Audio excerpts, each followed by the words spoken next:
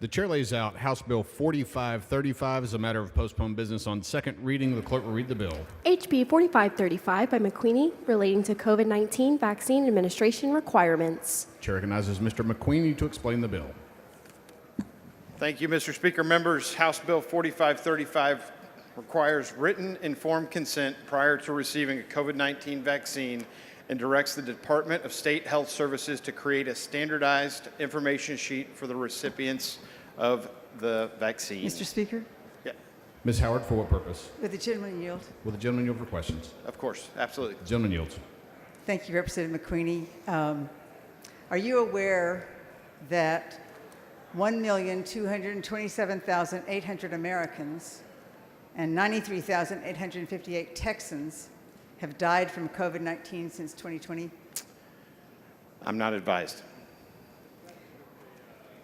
Excuse me. I- Are you aware that between March 6, 2020 and today there have been over 9 million confirmed and probable cases of COVID-19 here in Texas?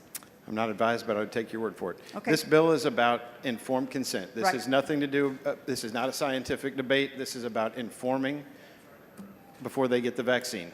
Very simple. Oh, then let me ask you this. What do you mean by informing?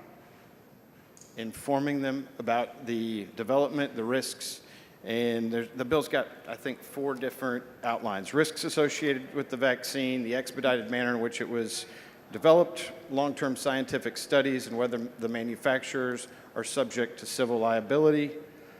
The federal vaccine adverse event reporting system is also to be disclosed so they can report if they've got an adverse reaction to it. There are 5 qualifiers. I read the bill and I appreciate that.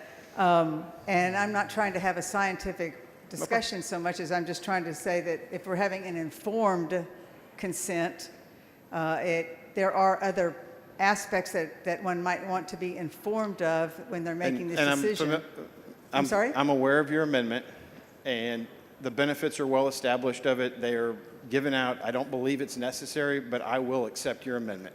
So we can Well, inform the benefits and the risks. No I problem. appreciate that. I will wait then to talk with you as we do the amendment, and thank you for No being problem. willing to include it. You bet. The following amendment, the clerk will read the amendment.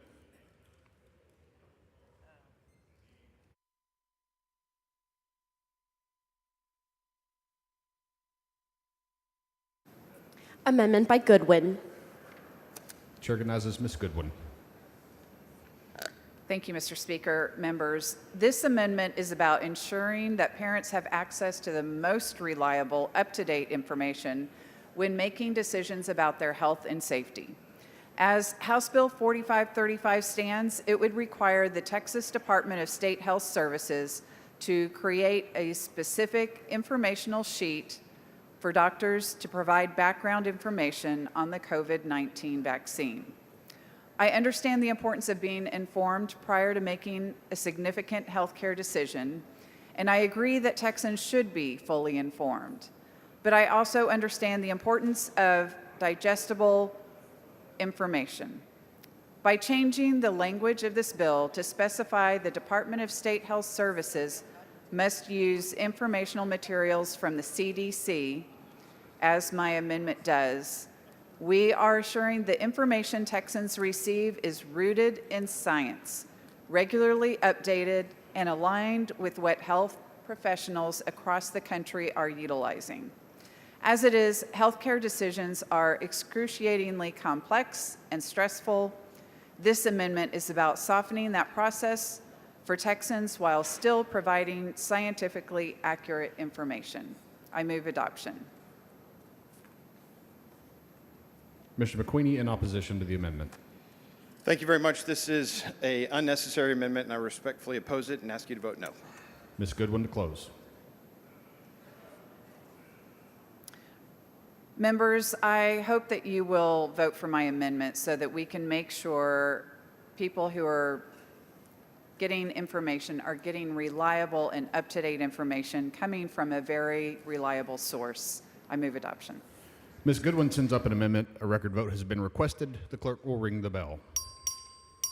Show Ms. Hull voting nay. Show Mr. McQueenie voting nay. Show Ms. Goodwin voting aye. Have all voted?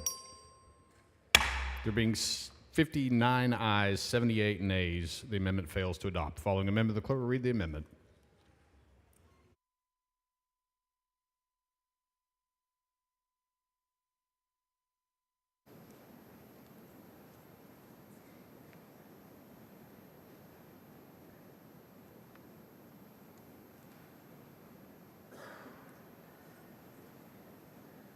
Amendment by Howard.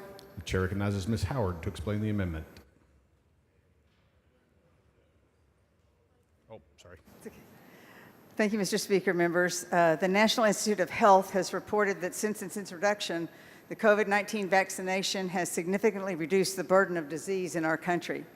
It has prevented nearly 8 million cases, over 120,000 deaths, and 700,000 hospitalizations. And I don't know if y'all remember, while we were during the pandemic, one of the biggest challenges we had was that our hospitals were full and couldn't take people who had other situations that needed to have treatments.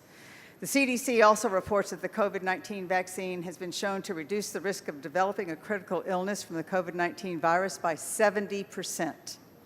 And most importantly, this vaccine is the most effective way to prevent the spread of COVID-19, which is considered to be one of the most dangerous or deadly vaccine-preventable diseases. My amendment makes sure that both the benefits and risks are included in the informational sheet provided to Texans before they choose whether or not to be immunized against COVID-19. I believe every Texan deserves access to full, accurate information when it comes to their medical decisions. I urge you to support my amendment, and I believe I heard that it was acceptable to the author of the bill. Move adoption. Ms. Howard sends up an amendment. The amendment is acceptable to the author. Is there objection to the adoption of the amendment? The chair hears none. The amendment is adopted. Please excuse Ms. Johnson because of an illness on a motion of Ms. Gomez, and please excuse Ms. Orr because of important business on a motion of Mr. Kitzman. Is there objection? The chair hears none. So ordered. Following amendment, the clerk will read the amendment.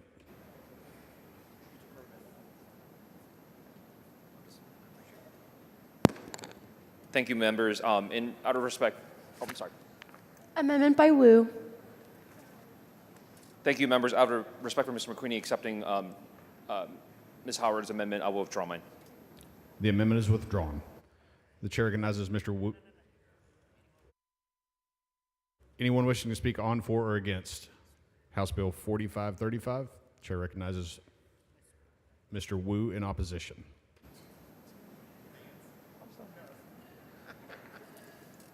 Thank you, members. I know I've been up here speaking against a lot of these bills before, but I again come to warn everyone that this is a very dangerous game that we're playing. Public health concerns are no laughing matter. Rep. Howard from the back mic reminded us again that over 1.2 million Americans have died because of the COVID virus. This is more than all of our servicemen in every single war that our nation has ever fought combined. And we act like it was nothing. We act like those people just disappeared and there's nothing more to it. 1.2 million Americans have died from COVID. There are millions and millions more suffering from long COVID. Do you know someone in your own life who didn't get the vaccine, who got COVID, got a severe reaction, and now are suffering the consequences of that today? This will not be the last pandemic that comes across our state. In fact, there's possibly a new epidemic running through our state right now at this moment. There may be more and more viruses that escape as we dig further and further into protected areas, Speaker, rainforests, Mr. Kane, for what purpose? frozen grounds, more, For what purpose, Mr. Kane? Question for the author. Will the gentleman yield for questions? not at this time. Not at this time. There is the possibility there are new viruses, new novel viruses that have not been seen on this planet for thousands of years, buried in deep forests or in glaciers, whatever it is that might come out. We have to be ready to defend against them. We have the technology to save our people, but that won't do any good if our legislators, if our lawmakers continuously tell everyone that these vaccines are dangerous, that it doesn't help you, that it hurts you more than it helps you, that risking death is somehow more preferable than getting a vaccination. This is a dangerous game, and even with the amendment, this is an unnecessary and dangerous type of bill because it sends a very powerful message to our people at home. And I would yield for questions. Mr. Kane, for what purpose? Mr. Wu, I understand you're the chairman of the House Democratic gentleman Caucus. yields. You're the chairman of the House Democratic Caucus, right? That's why we're speaking here right now? No, I'm a member of the Texas House. Okay. Well, do you condemn those disgusting social media posts by your caucus accusing 7 Republicans of supporting Jim Crow-era segregation laws the other day? Is that on this bill? Do you condemn those things?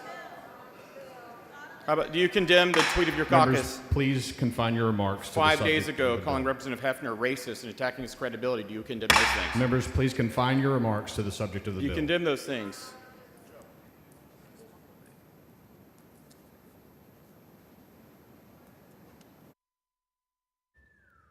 The chair recognizes Mr. McQueenie to close on the bill. Thank you, Mr. Speaker. I move passage.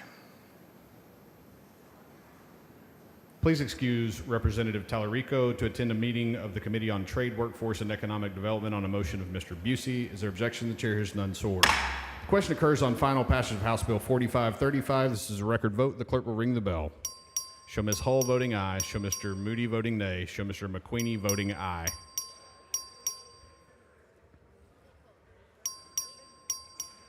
Have all voted. There being 86 ayes, 50 nays, House Bill 4535 is passed to engrossment. The chair lays out House Bill 4327 as a matter of postponed business on second reading. The clerk will read the bill.